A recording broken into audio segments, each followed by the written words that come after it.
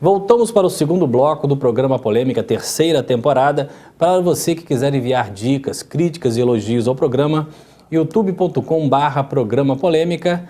Você assiste todos os programas já gravados, inclusive o de agora com Fernando Rossi. Fernando, qual é a fama de quem faz teatro? É essa que eu coloquei no bloco passado? Eu acho que na minha época, sim. Era maconheiro, prostituta. Tanto é que a carteira de artista era de prostituta, não existia carteira de trabalho. Ah, é? Era colônia de exploração, né?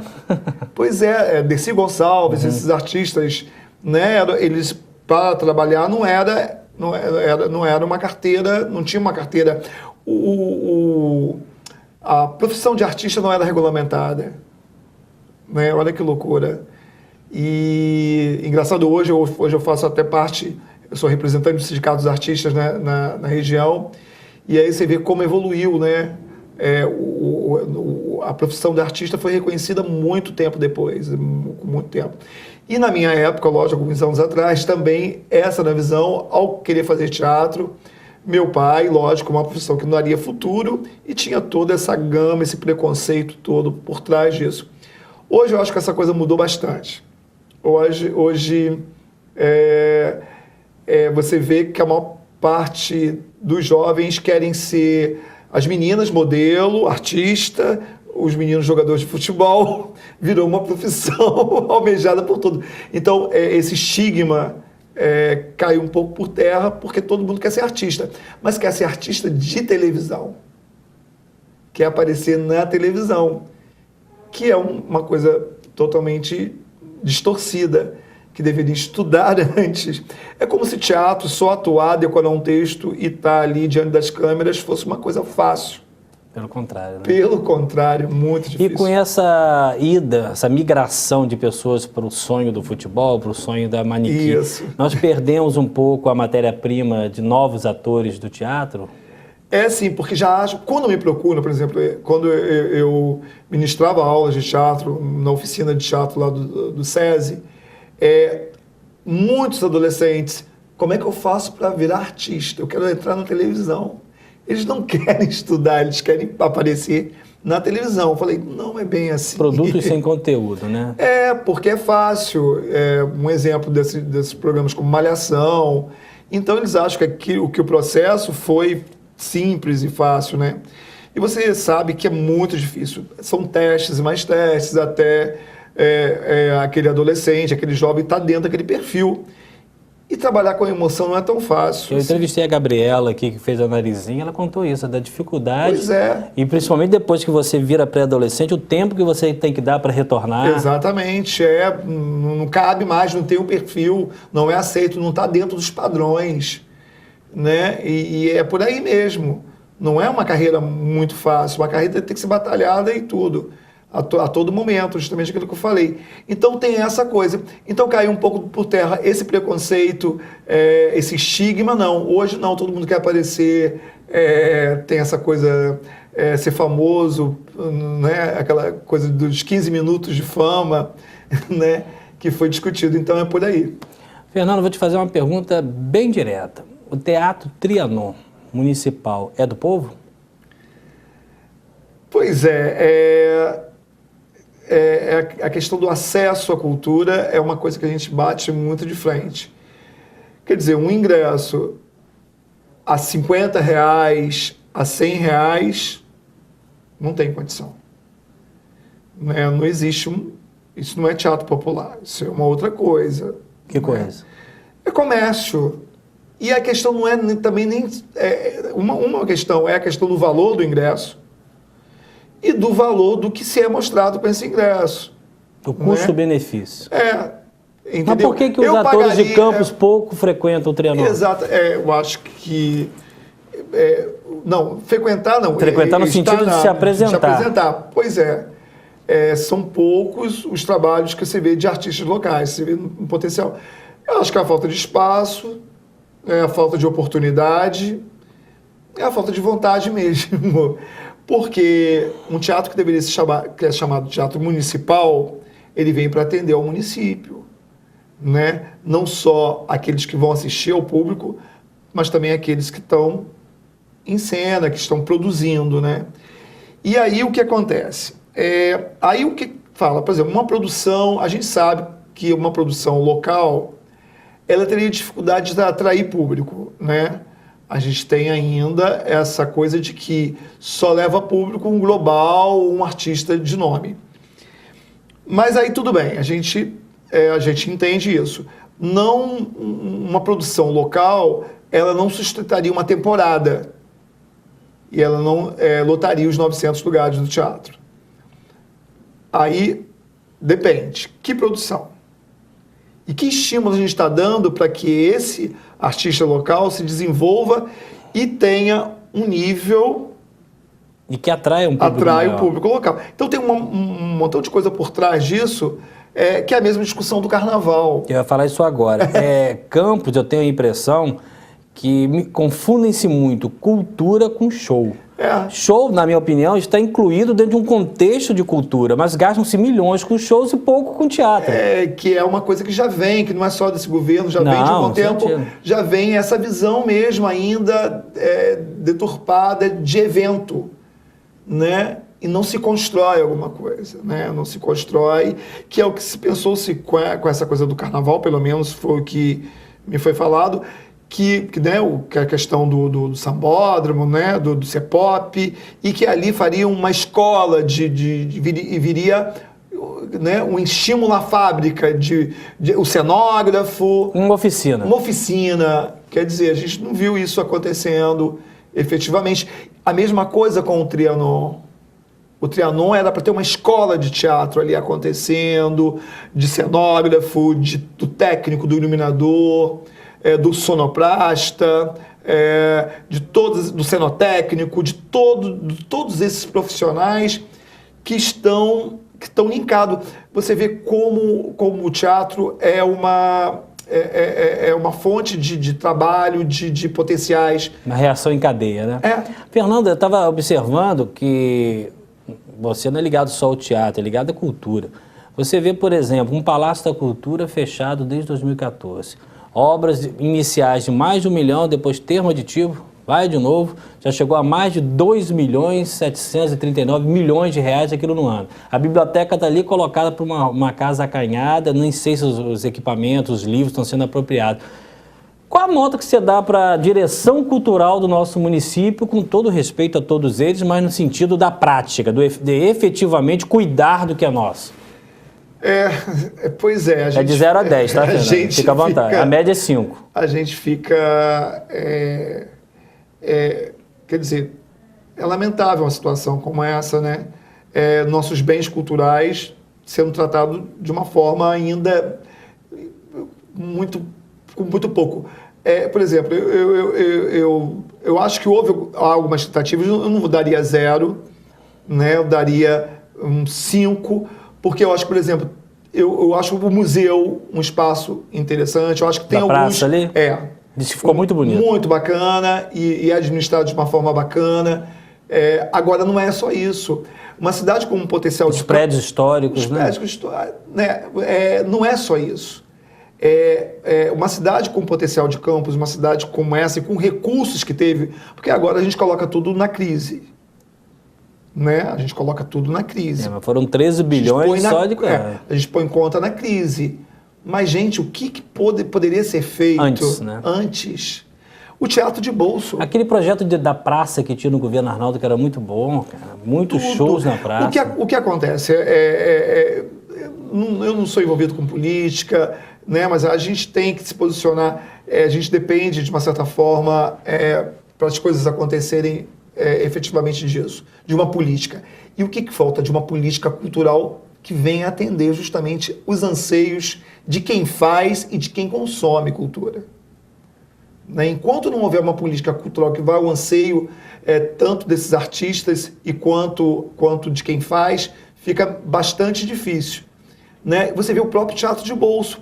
Eu acho que o artista, a questão, por exemplo, vai ter público ou não, o teatro de bolso é uma casa que deveria estar aberta também, que é outro espaço. Está fechado ainda? Pois é, eu sei que foi obra, aditivo de obra, nem sabia que continuava fechado. É para acessibilidade, para a questão o argumento inicialmente fechou-se para a questão da acessibilidade, foi feito um elevador que dava acesso à acessibilidade, depois a questão do ar-condicionado, e que até hoje, e ali seria a casa do artista. O artista campista, o artista não quer um Trianon, mas quer um teatro dele. Não precisa de um teatro com 900 lugares. Ele quer uma casa que ele se sinta bem. Uma casa onde ele se sinta bem, onde ele não consegue produzir, onde ele possa exercitar o seu ofício. O teatro de bolso é isso. E eu perguntava, gente, por que o teatro de bolso está fechado há tanto tempo? Ninguém me responde. É um ar-condicionado? Quanto caro, tempo? Né? Né? Agora, só para eu ter... Eu não entendi, não ouvi a tua resposta só realmente com relação ao Palácio da Cultura. Um lugar daquele fechado... Pois é, uma reforma... Então, se a gente parar para pensar, nós temos um Trianon, em tese, inviável para o público menos sem abastado. Acessibilidade. O Teatro de Bolso fechado, o Palácio da Cultura também fechado. Pois né? E os trio elétricos rodando tudo, Fernando. Pois é, aí não dá para negar. Não dá para fazer uma peça de teatro em cima de um trio elétrico? Não, que nem os antigos, né? A gente faz que nem os mambembes, né? Nas carroças de saltimbancos. Então. Mas eu acho que o artista vai ter que ir para a rua mesmo, o caminho dele na rua. Um amigo meu, o Pedro Fagundes, estava louco para um espetáculo. Ele sem espaço para ensaiar, estava ensaiando no Jardim do Trianon, na contramão, que é um que vale a pena você chamar para convidar aqui para bater um papo. Que ele, querendo fazer o trabalho dele, reuniu os atores ensaiando no Jardim do Trianon. Agora, vamos também ajudar um pouquinho as pessoas. Hoje, quem está nos assistindo, se quiser fazer teatro, onde que ele vai procurar? E quem ele vai procurar? Existe também, atualmente, né, existe o Persona, que faz um trabalho incrível, que tem à frente a Tânia Peçanha, que é uma escola, mas é uma escola particular.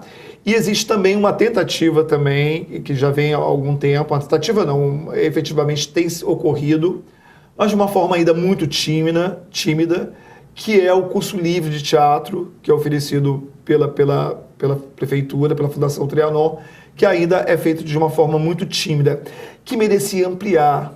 Eu acho que deveria ter teatro em todos os bairros, um núcleo, que é o que o Estado fala, que é os polos culturais, né? Os pontos de cultura. Por que não fazer um ponto de cultura, né?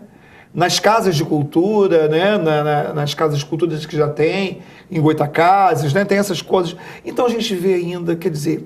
A própria Vila Maria podia ser muito mais aproveitada. Aquilo ali é fantástico. Cenário, é tudo aquilo ali. Família, eu já montei espetáculos lá, né? E eu acho que estão fazendo, houve um movimento essa semana passada, né? Acho do CEP, né? Dos professores, né? Com relação a essa greve do Estado, lá Vila Maria, com bandas de rock, bandas de música, que foi bacana. E aquilo ali tem que ser ocupado, os espaços têm que ser ocupados. Uma cidade é muito mais rica a partir do momento que existe espaços para a cultura, né, para o fazer cultural. E o investimento? A Prefeitura de Campos investe, tem verba, o que você ouve, sabe, fazer desse apoio? Dinheiro para a produção. Ainda é muito, quer dizer, o que é feito ainda é muito tímido, é muito... É insignificante para o porte de uma cidade como Campos.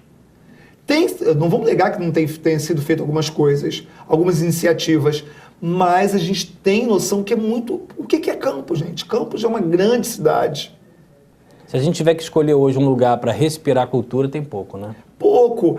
Aí, lógico, não querendo puxar a sardinha para o trabalho que eu faço, por exemplo, instituições que ainda, com o mínimo de verba que a gente tem, que a gente sabe que tem, que é o SESC, que ainda vai na contramão, e é o SESI, que eu tenho o prazer de estar lá, sendo um dos colaboradores e tentando fazer esse processo e dar um gás, né? Dar um sopro de cultura ainda de uma forma difícil, com todas as dificuldades que a gente está tendo, com cortes, que a gente sabe, tudo, mas dá para fazer alguma coisa de qualidade, Cláudio, dá. Falta vontade. Falta vontade política mesmo, vontade. Fernando, nós sabemos que no terceiro bloco a gente vai se dedicar um pouco mais, nós temos um livro aí também para conversar, mas eu queria saber um pouquinho mais agora da pessoa do Fernando, né? Fernando, religião para você, o que é, qual que você tem, se não tem, e qual o significado de morte para você? É interessante a pergunta. Religião, né? A gente teve uma formação católica, né, com criança, eu acho que todo brasileiro teve uma formação, mas também meus avós, meu avô tinha uma doutrina kardecista, espiritualista, que eu também compactuo e acredito nisso. Eu acho que isso aqui, quando a gente terminar o nosso legado, a gente tem um legado, e acho que isso não termina aqui. Eu sou dessa face. Não, eu acho que perde um pouco muito sentido a nossa existência humana. Eu acho que isso aqui, a gente, quando morre, a gente não para. Né? Eu acho que perde muito a razão. Acho que temos continuidade, temos ainda uma história longa para contar em outro plano espiritual. E eu estava falando justamente sobre isso. Eu acredito que na transformação e na evolução do ser humano em todos os aspectos, sejam eles espirituais ou de todas as vertentes. E eu acho que é nisso que eu acredito. Fernando, o amor tem sexo? Nunca. Nunca. Quem disse isso? Quem colocou isso? O amor é independente de sexo. O amor é aquilo que te faz bem, que te acrescenta, que te soma. Existem vários amores? Totalmente. Qualquer maneira de amor vale a pena. Já dizia Chico, Milton e Caetano na música. Né? De qualquer amor vale a pena e vale mesmo. Eu acho que só o amor vale e merece ser respeitado. Você tem medo de envelhecer, Fernando? Síndrome de Peter Pan? Não, adoro, eu brinco com isso. Eu brinco com essa coisa. Tem gente que tem medo. Pois é, eu faço meus 55 anos, agora esse ano em setembro, e brinco com isso. Quer dizer, eu acho que o que favoreceu é a minha genética, né? A pele, né? Magro, ajudou a genética. Aí eu brinco com isso, adoro. Né? Até eu acho que no meu aniversário dos meus 50 anos eu lancei brinquei com uma revista, não tem a G Magazine, eu fiz geriátrica. Brinquei um pouco com isso. Mas não, eu acho que eu sou uma pessoa muito melhor hoje do que eu era antes. E eu acho que todas as pessoas têm que caminhar para isso. Não tiro de nada o que eu aprendi com a vida, o que eu vi da vida. As minhas experiências, elas só me tornam uma pessoa melhor e eu me sinto muito bem, muito melhor agora. Qual a década marcante da tua vida? E por quê? Eu acho que foi os anos 80. Os anos 80, acho que era muito efervescente. A minha época que eu entrei para a faculdade, né, comecei a fazer História na Faculdade de Filosofia. Aquilo mudou a minha vida completamente, o conhecimento histórico, acho que conhecimento é tudo. E foi a época que eu mais produzi teatralmente, que eu estudei, que eu fui reconhecido com meus trabalhos, ganhei festivais de teatro, e isso tive um reconhecimento. Uma década muito produtiva. Muito produtiva. Os anos 80, o rock nacional. Eu ia falar isso agora, até para você fazer um parâmetro, né? Bom, eu lembro na pecuária, Lulu Santos, Barão, Engenheiros, Capital, Ira, Plebe Rude, 250 mil. O que nós temos hoje? Pois é. Rock Brasil. Empobreceu a música brasileira? Aconteceu alguma coisa que a gente não entende. O próprio rock internacional, né? Que você tinha Duran Duran, Dire Straits, tudo. Tudo. Era o que aconteceu agora? Muito rico. Pois não sei. Falta essas pessoas serem um pouco pressionadas de novo, porque saímos de uma época da ditadura militar, então a sensação de liberdade. Eu acho que houve esse boom. Agora acomodou. Houve o boom e houve uma outra coisa. No caso do rock, que era muito que dizia, que nos traduzia de uma forma bastante efusiva, que nos representava de uma certa forma, um Renato Russo, um Cazuza. E aí o que aconteceu?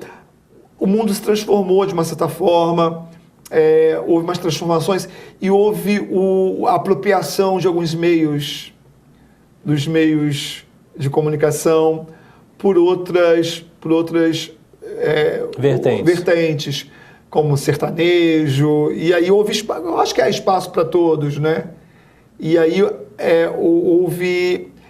eles começaram a se apropriar dos grandes shows, né?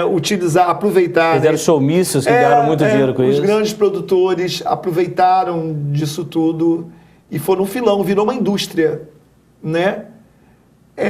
A música, né? O show business virou uma grande indústria. E a mídia. Perfeito. Nós estamos aqui com o Fernando Rossi, vamos ao intervalo e voltamos para o nosso terceiro bloco.